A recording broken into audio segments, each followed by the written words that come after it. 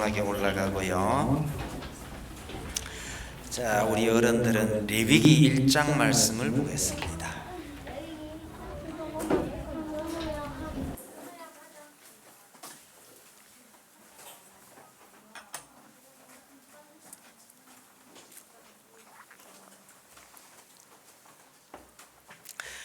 레위기 1장 조금 길더라도 함께 봉독하도록 하십시다. 시작. 여호와께서 회막에서 모세를 부르시고 그에게 말씀하여 이르시되 이스라엘 자손에게 말하여 이르라.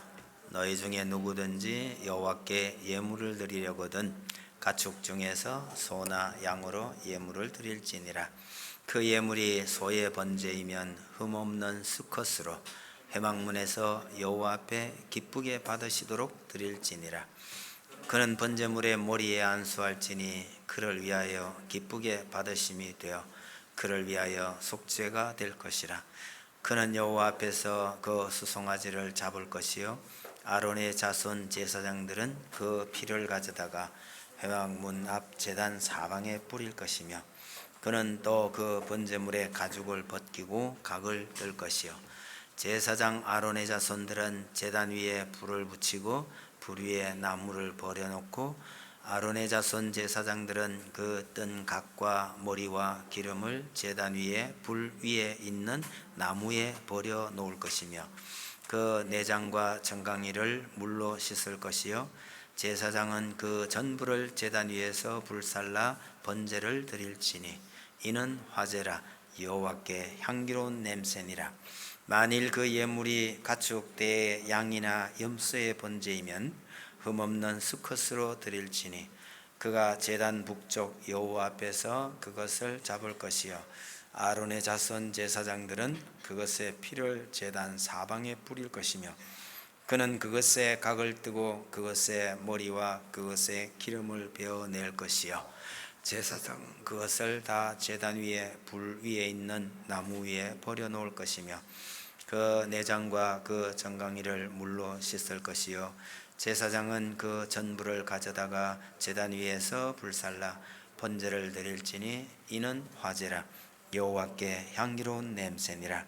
만일 여호와께 드리는 예물이 새의 번제이면 산비둘기나 집비둘기 새끼로 예물을 드릴 것이요 제사장은 그것을 제단으로 가져다가 그것의 머리를 비틀어 끊고 제단 위에서 불사르고 그 피는 제단 곁에 흘릴 것이며 그것의 모이 주머니와 그 더러운 것은 제거하여 제단 동쪽 재버리는 곳에 던지고 또 그 날개 자리에서 그 몸을 찢되 아주 찢지 말고 제사장이 그것을 제단 위에 불 위에 있는 나무 위에서 불살라 번제를 드릴지니 이는 화제라 여호와께 향기로운 냄새니라. 아멘. 저는 지금 휴가 중입니다. 휴가 중에 왜 왔냐고 하시면 갈 데가 없어서 온 거니까 뭐 이상하게 생각하실 거 없습니다. 목사가 아무리 휴가라도 주일날 다른 교회 가는 거 뭐 그렇게 썩 좋은 일은 아닙니다. 혹시 다른 분이 설교하러 오시더라도 살짝이 와서 같이 예배 드리면 안 될까요? 했더니 목사님 오실 수 있거든 그냥 오세요 이러는 바람에 그냥 오기로 했습니다. 특별히 휴가 내서 어디 뭐 일이 있는 것도 아니긴 한데요. 저 포항에 계시는 연세 많으신 어머님이 요즘 하도 사람을 그리워해서 제가 며칠이라도 그 같이 있는 게 좋겠다 싶어서 며칠 가 있었습니다. 나름대로 효도한다고 갔다가 별 효도는 못했습니다. 금요일 오후에 돌아오기 전에 그 예전에 포항에서 함께 지내던 분들을 좀 만나서 저녁도 먹고 좀 웃고 떠들라고 가 있었는데 뉴스에서 비가 많이 온다는 걸 보신 우리 어머님이요 비 오기 전에 빨리 집에 들어가야 되는데 안 간다고 난리를 치다가 결국은 뭐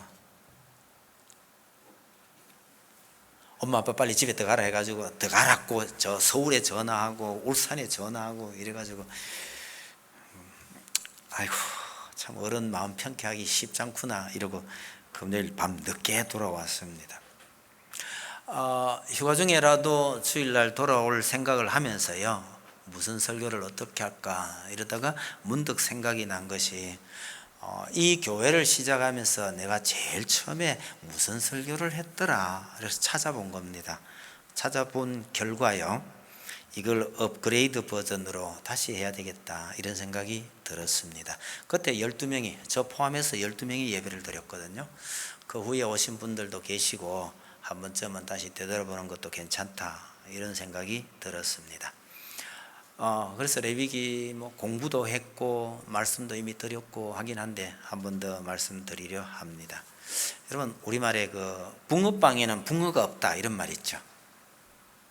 레위기에는 레위가 나오지 않습니다. 성경 책 이름 중에 사람 이름이 들어간 것은요, 반드시 그 사람이 그 내용에 등장하거나 아니면 그 사람이 썼거나 이런 관련이 있는데 레위기만은 레위기 전체에서 레위기가 등장하지 않습니다. 시기적으로도 한번 보세요. 옛날에 레위가 살았던 그 시절과 레위기가 기록된 시기는 이게 한 400년 이상 차이가 나요. 그런데 왜 이게 레위기라고 하느냐? 재미삼아 한번 생각해 볼 수 있는 여지가 있습니다. 여러분, 레위기는 하나님께 나아가는 법을 가르치는 책입니다. 하나님을 섬기는 기본 자세를 알려줍니다. 어떻게 예배를 드려야 하는지, 하나님의 백성이 어떻게 거룩하게 살 수 있는지 이걸 가르치는 책인데, 이 일을 맡아서 봉사하는 지파가 레위 지파이기 때문에 이 책 이름이 레위기가 된 겁니다. 그러니까 정확하게 말하면 레위 지파기 이래야 되나 싶긴 한데요. 어쨌든 그런 의미로 레위기라는 이름이 붙어 있습니다. 이 레위기에서 가장 중요한 것이 하나님께 예물 드리는 것인데, 하나님께 예물 드리는 것이 이것이 얼마나 감격스럽고 놀라운 일인지를 한번 살펴보려고 합니다. 하나님께 예물을 드리는 사람은요, 첫째, 자원하는 마음으로 드려야 합니다. 2절을 한번 보세요. 이스라엘 자손에게 말하 이르라, 너희 중에 누구든지 여호와께 예물을 드리려거든, 이렇게 말씀하셔요. 드리려거든 하는 이 말씀에 주목하시기 바랍니다.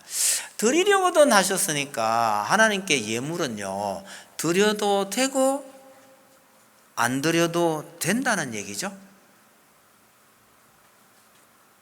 꼭 드려라 이렇게 말씀하신 게 아니잖아요. 여러분, 하나님께서 처음에 이스라엘 백성들에게 나타나셨을 때요, 백성들은 너무너무 두려워서 그분의 음성을 듣는 것조차도 견디기 어려웠습니다.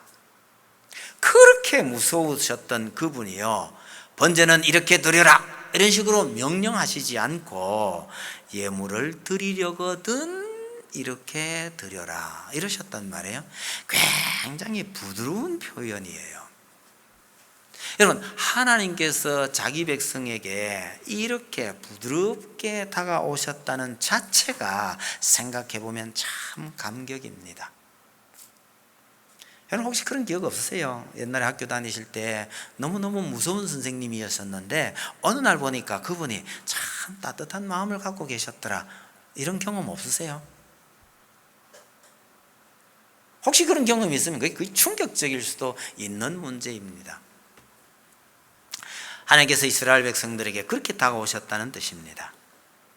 제사 중에 가장 중요한 제사가 사실은 번제이지만 개인이 드리는 번제는 정기적인 것도 아니고 의무적인 것도 아니에요. 사실은 그래요. 그러나 제사를 드려야 할 때는 반드시 드려야 합니다. 좀 다른 얘기지만 식용으로 짐승을 잡을 때에는요, 반드시 화목제를 드려야 합니다.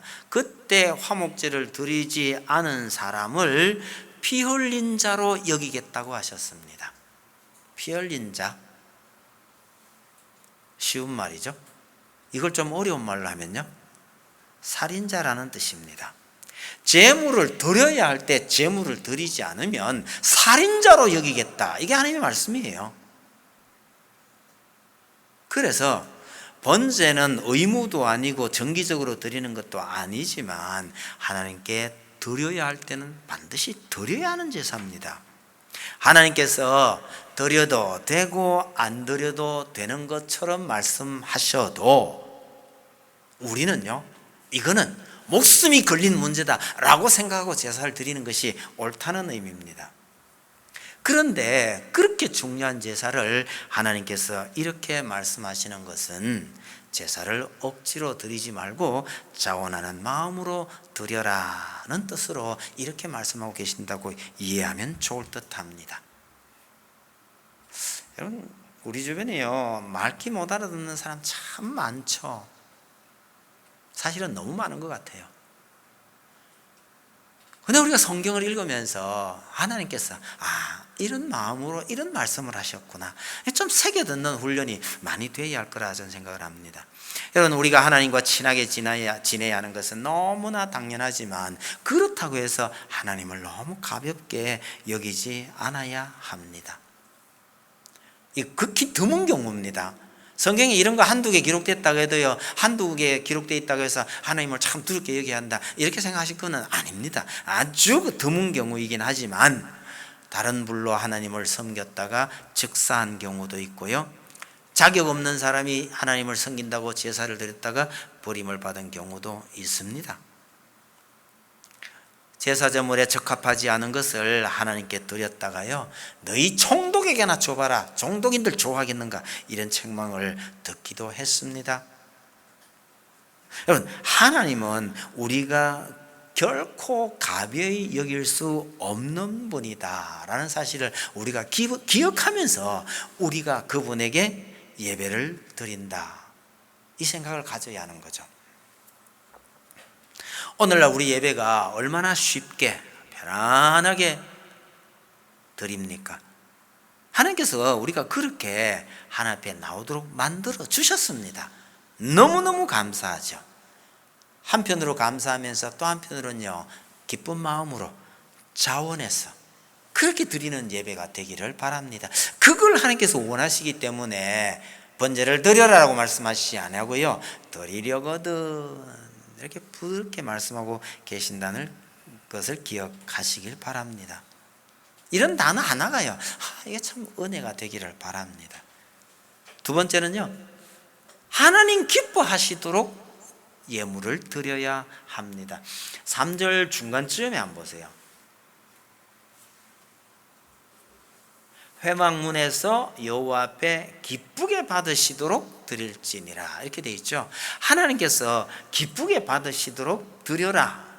4절 중간에요, 그를 위하여 기쁘게 받으심이 되어, 이렇게 되죠. 제물을 받으시는 하나님을 기쁘시게 해야 된다는 얘기입니다. 이거 너무나 당연한 건데요, 예물을 드렸는데, 제사를 드렸는데 하나님이 기쁘시지 않으면 어떻게 될까요? 제사를 드렸는데 하나님이 기분이 나빠요. 이건 차라리 안 드리는 게 낫죠. 하나님께 예물을 드리려면 예물을 받으시는 그분을 존중하는 마음이 있어야 하는 것은 당연합니다. 그분의 마음을 살펴가면서 그분께서 원하시는 대로 드려야 합니다. 그렇게 예물을 드릴 때 그것은 여호와께 향기로운 냄새가 된다고 합니다. 9절 끝에 보시면 여호와께 향기로운 냄새라는 표현이 있고요, 13절 끝에도 또 다른 방식의 제사 하나를 드리면 여호와께 향기로운 냄새라 그러고, 또 제물이 바뀌었을 경우에 17절 끝에도 여호와께 향기로운 냄새니라 라고 말합니다. 하나님께 향기로운 냄새가 되도록, 하나님께서 기뻐 받으시도록 이렇게 드려야 된다, 그 얘기죠. 하나님의 기분을 생각하지 아니하고요, 내 생각이나 내 기분대로 하면 이게 큰일이 나도록 되어 있습니다. 훗날 이스라엘은 이런 실수 많이 합니다. 열심히 제사를 드렸음에도 불구하고 하나님께서 선지자를 보내서 심하게 책망을 하십니다. 왜요? 하나님의 마음을 알지, 하나님의 마음을 생각 안 하고요, 자기 열심대로만, 자기 생각대로만 제사를 드렸거든요. 가장 대표적인 예가 이사야입니다. 헛된 제물을 다시 가져오지 말라. 분향은 나의 가정이 여기는 바요, 월삭과 안식일과 대회로 모이는 것도 그러하니 성회와 아울러 악을 행하는 것을 내가 견디지 못하겠노라. 하나님을 견디기 어려울 정도로 고통스럽게 했습니다. 그렇게 하면서 예물을 드렸다는 얘기입니다. 여러분, 하나님께 예배를 드리는 동시에 악을 행한다는 게 이게 가능합니까? 우리가 하나님을 섬긴다고 하면서 악한 짓을 하는 게 이게 불가능하죠. 불가능한 일이기를 바랍니다. 그런데 이스라엘 사람들에게는요, 이게 가능했던 모양입니다. 하나님을 의식하지 아니하고 하나님께 제사를 드린다? 이게 어떻게 가능하냐? 여러분, 사람들에게는 그게 가능한 모양입니다. 우리가 누구에게 어떤 분에게 제사를 드리는지는 생각도 안 하면서 그냥 제사를 드렸다는 이야기입니다. 여러분, 이스라엘이 그랬다는 것은 우리도 그럴 수 있다는 뜻이기도 합니다. 하나님을 잘 섬긴다고 하면서도요, 하나님의 뜻과는 전혀 상관없는 짓을 할 수가 있다는 뜻이기도 합니다. 이런 책망의 대표적인 인물 하나가 또 말라기잖아요. 말라기 1장입니다. 만군의 여호와가 이르노라, 너희가 내 단 위에 헛되이 불사르지 못하게 하기 위하여 너희 중에 성전 문을 닫을 자가 있었으면 좋겠도다. 내가 너희를 기뻐하지 아니하며 너희 손으로 드리는 것을 받지도 아니하리라. 한마디로요, 야, 꼴도 보기 싫으니 제발 대문 좀 닫아 걸어버려라, 이런 얘기잖아요. 하나님을 기쁘시게 하지 않고 제사를 드렸던 이스라엘, 참 이해가 안 되는 듯 하지만 그럴 수 있겠구나라는 거 기억하셔야 합니다. 여러분, 하나님께요, 참 좋은 것을 드려야 합니다. 그런데 아까운 생각이 들면요, 드리지 마세요. 왜? 하나님은 결코 가난한 분이 아니십니다. 내가 드리는 이 예물이 있어야 일하시는 하나님이 아니란 뜻입니다. 누가 그런 얘기를 하대요. 하나님은 부자지만 교회는 가난하잖아요. 여러분, 돈이 없다고 가난한 교회고 사람 적다고 가난한 교회냐? 하나님을 기쁘시게 하는 교회는요, 결코 가난하지도 작지도 않다는 사실을 기억하셔야 합니다. 기도원의 300용사, 여러분, 전쟁터에서 300명은요 이거 어디 갖다 붙일 데도 없어요. 그러나 기도원의 300용사를 누가 감히 우습게 여길 수 있느냐 말입니다. 기도원이 나타나서 횃불을 쳐드는 순간에요, 일당 100이 아니고 계산을 해보니까요, 일당 500이에요. 혼자서요 500명을 해치웠다는 얘기입니다. 이게 적은 군대라고요? 누군가 믿음의 횃불을 쳐들어서 모든 성도가 기도원의 용사 300으로 이 돌변할 수 있는 교회, 이게 큰 교회입니다.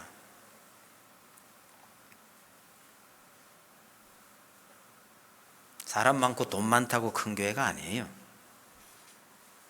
우리 개인적으로도 살펴보면요, 하나님을 기쁘시게 하는 성도에게 참 인생의 꽃이 핍니다. 나그네 인생길, 힘들다고 하는 그 나그네 인생길을 가장 쉽고 편안하게 걸어가는 비결이 하나님 기쁘시게 하는 겁니다. 혹시 우리 성도들 가운데요, 하나님이 계시나 안 계시나 이런 분이 한 분도 없길 바랍니다. 아니, 하나님께서 다른 사람은 다 도와주시는 것 같은데 나는 안 도와주시는 것 같아, 이런 생각 혹 드시거든요. 그런 생각 딱 잘라버리고요, 딱 하나, 내가 정말 하나님을 기쁘시게 하고 있는가 아닌가, 이것만 생각해 보시기 바랍니다. 하나님께서 나를 도우시고 안 도우시고는 하나님 마음이에요. 내가 용선다고요 하나님께서 나를 위해서 움직이실 가능성은 별로 없습니다. 그러지 말고 그 하나님 기쁘시게 하는 것, 그러면 하나님께서 움직이셔요. 여러분, 우리가 하나님께 드리는 것은 그것이 무엇이든지 하나님을 기쁘게 하는 것이어야 합니다. 드리는 나도 기뻐야 합니다. 어떻게 그럴 수가 있을까요? 두 가지를 더 말씀드립니다. 세 번째는요, 내가 죽어야 합니다. 제물은 반드시 가축 중에서 드리도록 되어 있습니다. 표현을 바꾸면요, 야생동물은 안 돼요. 내가 정성 들여서 기르던 짐승 중에서 제물로 드려야 합니다. 그리고 그 짐승의 머리에 안수를 합니다. 여러분, 오늘날 짐승에게도 안수하느냐고 물으면 안 합니다. 그런 경우 없어요. 소머리에 안수한 사람 제가 딱 한 사람 알긴 압니다. 저 시골에서 목회하고 있는데 밤중에요, 교인이 쫓아와가 목사님 우리 소가요 송아지를 낳다가 지금 다 죽어갑니다. 빨리 좀 와서 기도 좀 해주세요. 이래서 그 목사님이 뛰어가서 저 소머리에 안수했다는 얘기는 있습니다.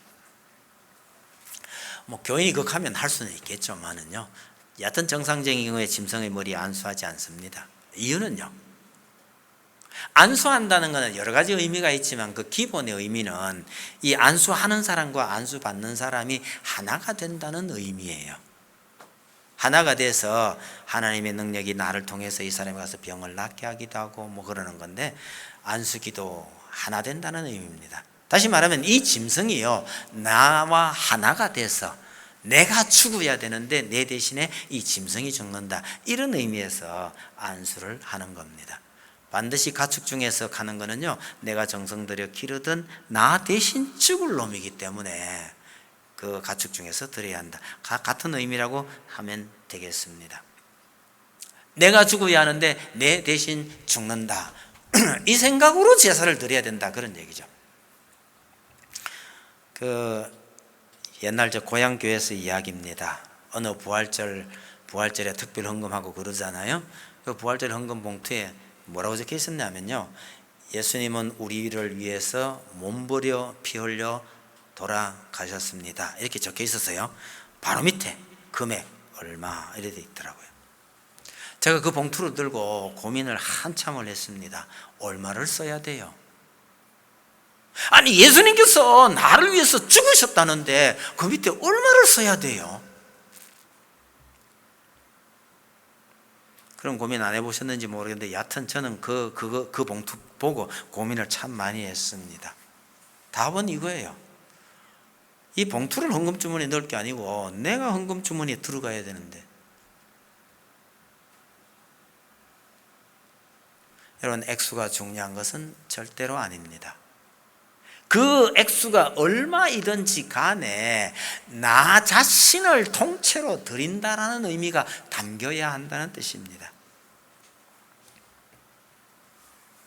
여러분, 우리가 하나님을 섬기면서 하는 모든 행위, 예배, 헌금, 기도, 찬양, 전도, 교회 봉사, 차라리 이웃 형제에게 냉수 한 그릇 더 주는 것조차도요, 나를 드리는 행위이어야 합니다.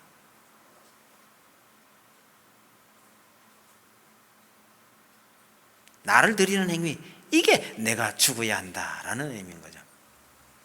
여러분, 제사 드리는 사람이 제물에 안수하고 짐승을 잡고 가죽을 벗기고 각을 뜹니다. 아까 함께 성경 읽으시면서 이거 구분을 하시면서 읽으셨으면 참 은혜가 될 겁니다. 잘 읽으셨습니다.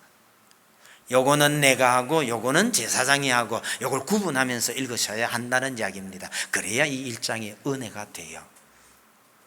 근데 그 구분 없이 그냥 짐승은 이렇게 잡는 거다, 이렇게만 보셨으면 이 일장이 은혜가 덜 될 겁니다. 여러분, 짐승에게 안수하고 이 짐승을 잡고 가죽 벗기고 하는 거 제사장이 하는 거 아닙니다.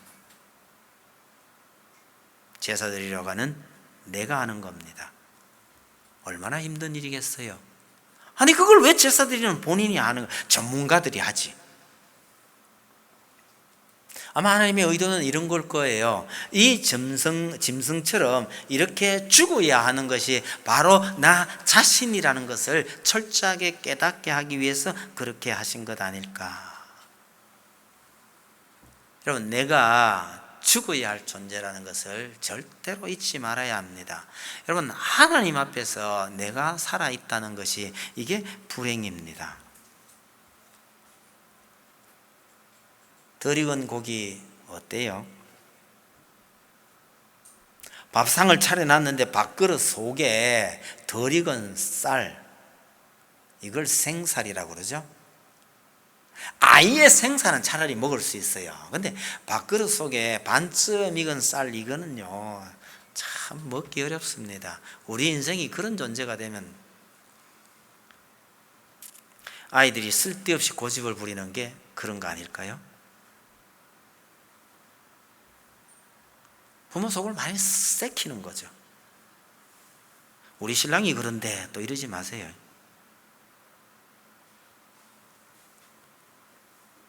집집마다 그런 케이스가 많나 봐요. 어제 아래 포항 가서 또 옛날 식구들 만났더니 한 집안이 또 이런 얘기하면서 아이고 또 아직도 저렇게 힘들게 사나 이런 생각이 들더라고요. 쓸데없는 고집, 쓸데없는 자존심 내세우고 있는 이 자체가 내가 아직 덜 죽은 겁니다. 죽어야 할 사람이 살아서 펄떡거리고 있는 이상 우리의 가정도 우리의 교회도 이 사회도 평온치 않습니다. 근데 이 죽는 일을 제일 잘했던 사람이 누구죠? 또 예수님 가지 마세요. 예수님 빼고. 이 죽는 일을 제일 잘했던 사람이요. 여러분 그 성질 고약한 바울이에요. 여러분 바울 한 성질 합니다. 이런 사람이 나는 날마다 죽노라 이랬단 말이에요. 무슨 뜻으로 그랬을까요? 아니 자기가 날마다 죽는데 그거 왜 말해요? 너희도 그렇게 죽으라는 뜻입니다. 누구 보고 그랬어요? 그 말썽 탈 많은 고린도 교회를 보고 한 이야기입니다. 고린도 교회가 왜 그렇게 말썽이 많고 탈도 많고 문제가 많이 생겨요? 죽을 놈이 안 죽으니까 그렇잖아. 그들을 향해서 나는 날마다 죽노라. 이게 바울의 자랑입니다. 너희도 날마다 죽으라는 거예요. 그래야 고린도 교회가 참 평안해진다. 여러분 제사제도를 통해서 진짜 죽어야 할 존재가 누구인가를 하나님께서 실감나게 가르치시고 있다는 사실입니다. 혹시 오후에 시간 나시거든요 1장을 다시 펴놓고요 이거는 제사 드리는 사람이 하는 일, 이건 제사장이 하는 일. 근데 이거 다 구분해 가면서 다시 한번 보셔요. 제사장이 하는 일에는 반드시요 아론의 아들들은 이렇게 명시가 되어 있습니다. 복수형이죠. 그거 아니고 그가 하고 나오는 거 전부 제사 드리는 사람을 가리키는 말입니다. 그런데 그렇다고 해서 하나님을 반드시 기쁘게 하느냐? 하나님을 진짜 기쁘게 하시는 요소가 또 따로 있습니다. 그것은요 진짜 제물은 소, 송아지, 염소가 아니라요 진짜 제물은 예수 그리스도시라는 겁니다. 여러분 엄밀히 따지면 우리는 다 피조물이잖아요. 피조물이 하나님 앞에 제물의 자격이 이게 없어요. 비유가 적절할지 어떨지는 모르겠지만 스승의 날 옛날 얘기입니다. 스승의 날이라고 선물 사오지 마, 돈 가져오지 마. 대신에 그 엽서 한 장씩 써 이래놨더니요 스승의 날이라고요 애들이 엽서를 한 장씩 다 써가 비닐로 코팅을 해가요 그냥 줬으면 될 텐데 그걸 좀 꿰가지고 길다랗게 꿰가 가져온 겁니다. 여러분이 선생님이면 그 감동 되겠어요?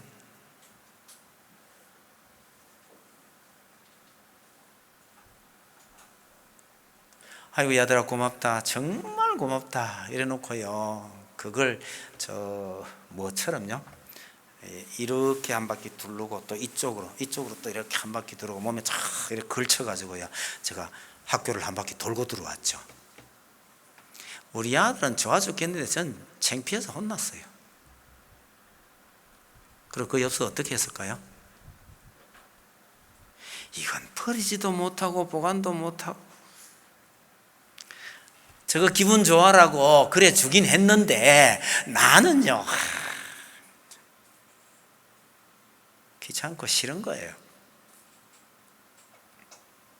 여러분 하나님께서 제물을 바치라고 하는데 우리가 피조물인 우리가 하나님께 진짜 제물이 될 수 있느냐를 생각해 보시면 저는 이런 생각해 보면 이해가 금방 됩니다. 근데 이런 우리를 받아주시니 감사할 뿐이지 우리가 그럴 만한 가치가 있는 존재가 아닙니다. 예수님만이 진정한 재물입니다. 구약의 모든 재물은요, 우리를 위해서 돌아가실 예수 그리스도의 모형이라는 사실을 절대로 잊어서는 안 됩니다.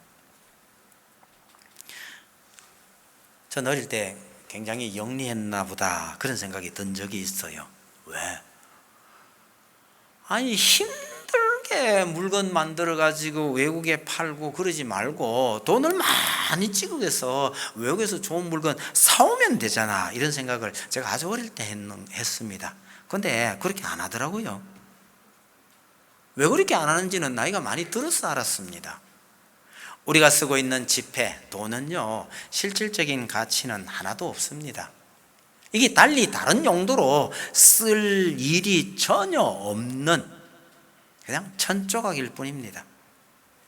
근데 원래 지폐는요, 은행이 보관하고 있는 금, 은행에 금을 맡겨놓고 난 다음에 은행이 발행한 금 보관 증서이었거든요. 이걸 가지고 다른 사람이 갔어요.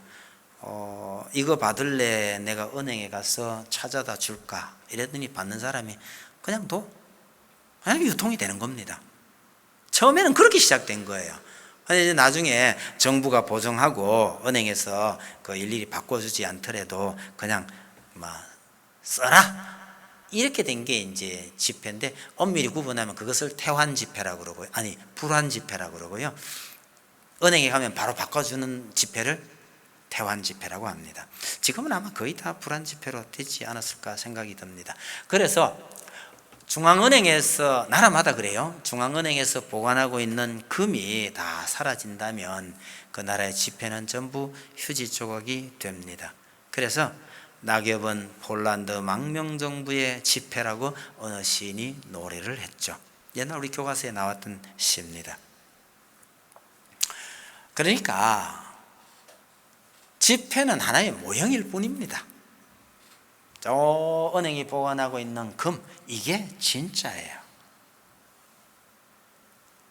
여러분, 구약시대에 많은 짐승들, 하나님께 태워드렸던 그 제사 제물이 됐던 그 짐승들이 지폐라면 별 소용없는 거예요. 하나님께서 무슨 고기가 먹고 싶어서 자꾸 태워드리라 하셨겠어요? 아니요, 아무 소용없는 거예요.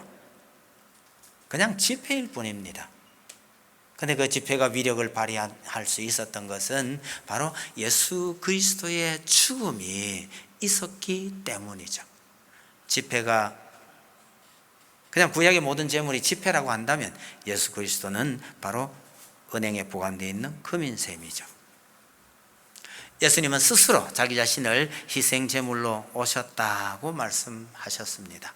믿기만 하면 예수님께서 우리 대신 제물이 되어 주신다는 뜻입니다. 그래서 구약의 제사 제도는 비유컨대요, 다 죽어가는 인생에게 응급조치로 꽂아놓은 링거액과 비슷해 보입니다. 그런데 예수님께서 오셔서 겨우 우리 인생이 조금 기력을 찾게 되었습니다. 장차 온전한 몸으로 하나님 앞에 나가게 될 것입니다. 이 과정에서 정말 우리를 살리는 진짜 제물은 예수 그리스도시다라는 것을 기억을 하면서 레위기에 나오는 모든 제사 제도를 살펴보시기를 바랍니다. 결론으로 가겠습니다. 여러분, 높고 높으신 분에게 예물을 드리는 것은 이게 쉬운 일이 아닙니다. 감히 우리가 하나님께 예물을 드릴 수 있다고요? 이런 감격이 우리에게 있기를 바랍니다. 그 높은 분에게 예물을 드릴 수 있다는 것만 해도 감사하고 참 영광스럽죠. 외국의 대통령이나 귀빈이 오게 되면요, 공항에 마중 나가서 꽃다발을 이렇게 갖다 드리는 아이들 있잖아요. 화동하는 아이요. 이거 아무나 하는 거 아닙니다. 여러분, 꽃을 드리는 아이가 꽃 드리는 게 영광이에요? 아니면 꽃을 받는 사람이 영광이에요? 그 꽃을 받는 사람에게는 그게 아무것도 아닌지 모릅니다. 차라리 그 꽃을 드리는 그 사람이 영광스러운 거죠. 여러분, 우리가 하나님께 예물을 드릴 수 있다라는 사실은 굉장히 우리에게 영광입니다. 예배를 드릴 때마다 이런 감사, 영광스러움을 누리시는 여러분들이 되시기를 바랍니다. 예수님 덕분에요, 오늘 우리는 이렇게 험한 제사를 드리지 않아도 됩니다. 이게 얼마나 다행스러운 일인가요? 제사 안 드려도 됩니다. 다행스럽죠? 그런데 바울은요, 우리가 드려야 할 제사가 있다고 말합니다. 로마서 12장에요, 너희 몸을 하나님이 기뻐하시는 거룩한 산제사로 드려라. 이 몸을 어떻게 제사로 드려요? 죽으란 얘기는 아니죠. 하나님과 이웃을 위하여, 형제를 위하여 날마다 죽으란 의미나 마찬가지입니다. 그것이 하나님을 기쁘시게 하는 일입니다. 우리 자신이 기쁜 일이에요, 사실은. 아니, 그것이 우리 가족과 우리와 우리 교회와 우리 이웃들을 기쁘게 하고 하나님을 복되게 하는 일이라는 사실을 기억하셔서 날마다 죽어 지내는 여러분들 되시기를 바랍니다. 부부 사이에요, 서로 종노릇해요, 서로 왕노릇해요?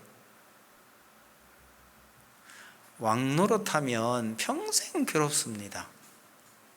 서로 종노릇하면 하나님께서 거기에 숨겨 놓으신 많은 복을 발견하게 될 것입니다. 영광스러운 우리 성도님들이 다 되시기를 바랍니다. 찬송 드립시다.